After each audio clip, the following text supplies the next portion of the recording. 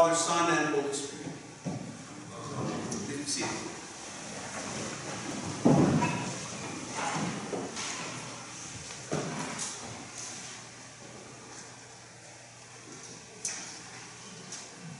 There are good ships, and there are wood ships, and there are ships that sail the sea.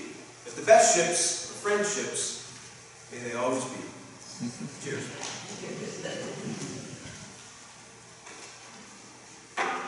It's water.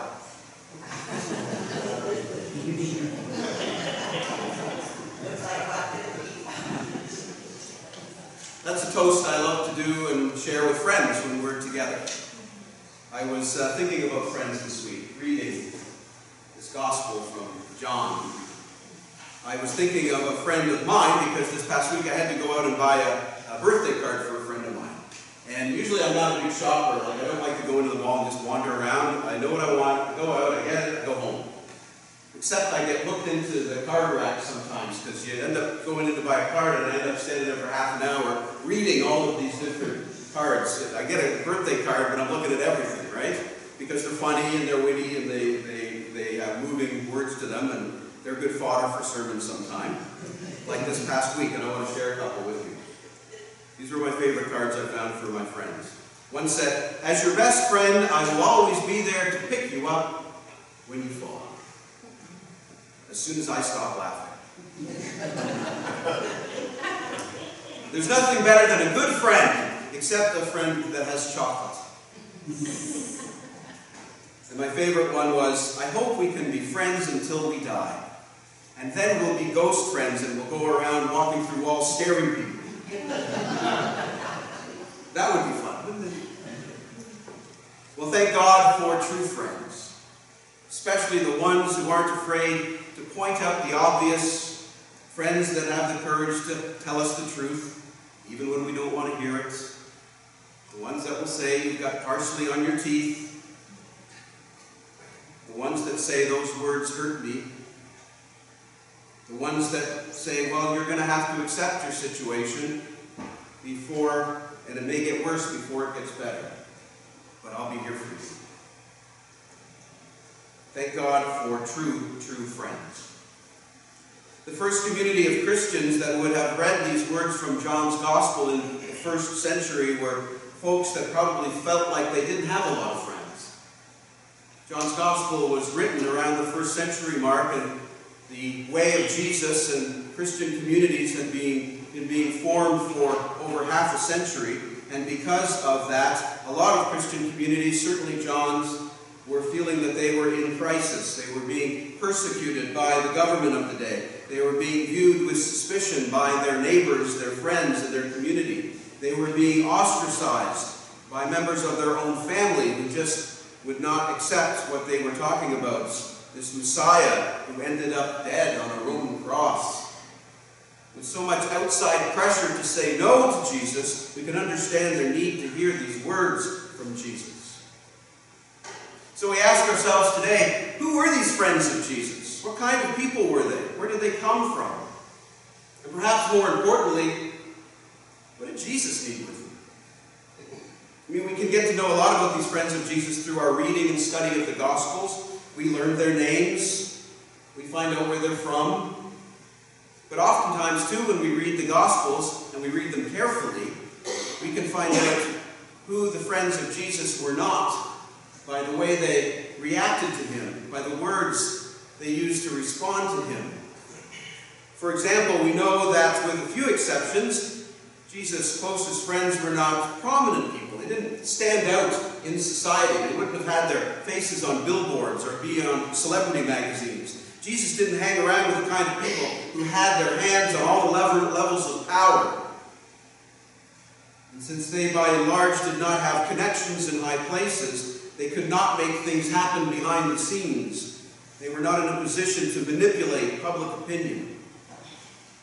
There were a few exceptions, though, of course. There were some in high society that sought out Jesus and looked for him. We remember the Roman centurion who came to him because his servant was paralyzed with pain. We remember the person Jairus, president of the local synagogue, who came to Jesus because his little girl was near death. There was Joseph of Arimathea, who seems to have been a friend of Jesus, but by and large, the majority of those who hung out with him were not of the ruling members of society. And I always find it fascinating, too, to think that these folks, the ones with power and influence, were not called by Jesus to join him and follow him. It was they who sought out Jesus because they figured Jesus had something that he could offer to them. We know that his friends were not generally wealthy people. Indeed, when the rich young ruler, we remember that story, appears to Jesus and he's interested in becoming his disciple, Jesus' answer is to give up all your wealth. Jesus' friends were working people. They worked with their hands. They were laborers. They were kind of the humble and the quiet around the area. And you could even say that the friends of Jesus were not particularly religious. That is to say, they were not among those in the religious world of the time who were worrying a great deal about Torah law, ceremonial cleanliness. As far as we know, they were all lay people. There was not a rabbi with them or among them. In fact, we know Jesus had to face a lot of criticism because his disciples broke the religious rules all the time, the Sabbath law. Jesus himself was frequently accused of enjoying the company of sinners. These were people who, for one reason or another, were not part of the strict religious community of the time. So who were the friends of Jesus? Well, in short, we could say that they were a strange mix of folk. They represented young and old. They came from different walks of life, men and women. Some followed him real close and wanted to find out everything about him but never left his side. Others kind of stayed back at arm's length, just kind of watching, not too sure. What did they have to offer Jesus? Well, they couldn't offer him a lot of wealth. They couldn't offer him status. And they were not in a position to offer him political power. But they all had one thing in common. They were all willing to say yes and offer themselves. Offer their love, imperfect as it was. Offering him their loyalty, even though at times it was flawed by self-interest. They offered him companionship, even though there were times when they were not around and he needed them most. If you haven't seen it yet, let me cut to the chase. The friends of Jesus are sitting here. Sitting in churches throughout our deanery, throughout our diocese, in every denomination, in every Christian faith community, regardless of theology and liturgy and culture and country. The friends of Jesus are gathering today. Some have power and means. Some are invisible and just getting through day by day. There are men and there are women, there are young and old. There's some trying to get really close and know him, and still others that want to stay at arm's length. And the good news we proclaim today as we gather as this community here, and every time we gather, is that we don't claim our place as friends of Jesus based on any of the boxes I just clicked. We claim our place as friends of Jesus because Jesus calls us his friends. One author put it this way, that the gospel, that the good news of Jesus summed up can be put into 6 simple words. Jesus offers his friendship to you. While the world will tell you on and on that the most important thing you have to offer is your position in society or your status with those on the top, when the world you're in feels like the engine of consumerism keeps speaking to you and telling you to keep opening up your wallet so that you'll feel better or look better or be more desirable, when you can't tell that the person smiling on your front porch with the pamphlet is seeing you as someone to serve or just seeing you as another vote, Jesus steps into that world and says that it is in your frailty, your humility, and in your willingness to offer yourselves, even with all your imperfection, all that is what Jesus desires. Everything Jesus needed to begin the building of God's dream in the world, he found in that ragtag group of flawed and damaged people that he would sit around a table and call his friends. And today, God's dream for God's world is still in development, and guess what? Jesus still needs his friends. And the best part about being a friend of Jesus is that being his friend not only transforms God's world, being a friend of Jesus transforms you. Peter went from coward to preacher and healer. Mary went from marginalized woman on the sidelines to the first person to ever preach the gospel when she pronounced on Easter morning, "I have seen the Lord." Saul moved from tormentor of Jesus' friends to the Apostle Paul, the architect of the first Christian communities of Jesus' friends. Really, aren't these the best friendships? Aren't these the ones we seek and long for? The friendships that form us, are honest with us, and in doing so shape us and transform us into whole human beings. Being a friend of the one who loves as God loves, in time, teaches us how to love as God loves. And there's one guarantee about that. When more of those types of friends are walking around in the world, evil, scarcity, fear, hunger, and oppression, and all the things that bind us don't stand a chance.